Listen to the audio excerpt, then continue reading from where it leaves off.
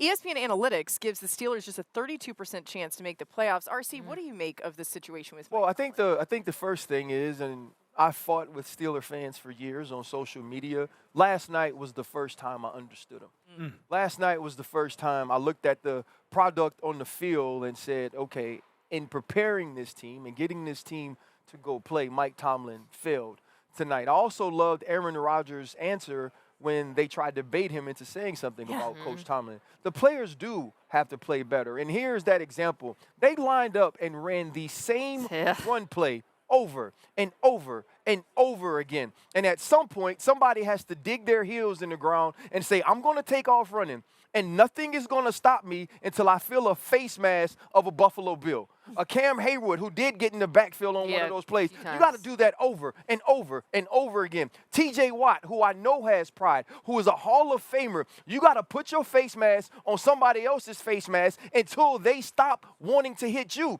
Buffalo, their quarterback, talking trash to one of your leaders, and then he runs the football, and you allow that team to push him into the end zone? That's not who the Pittsburgh Steelers are supposed to be. And you could be mad at Mike Tomlin and the coaching staff all you want, but that wasn't X's and O's, right? That was one team being more physical, being meaner, and dominating the other team, and the other team refused to do anything about it, and that's not the standard of the Pittsburgh Steelers. Mike Tomlin knows that that's below the line, and those fans know that as well. I think you hit on something, though, that I do want to parse out with you guys. When a team essentially just runs the same thing over and over at you and says, you can't stop, which is disrespectfully. Disrespectfully, and is also the hardest thing to watch for fans, I think, too. It's like they're just running duo over and over, or zone with the cutback on the weak side.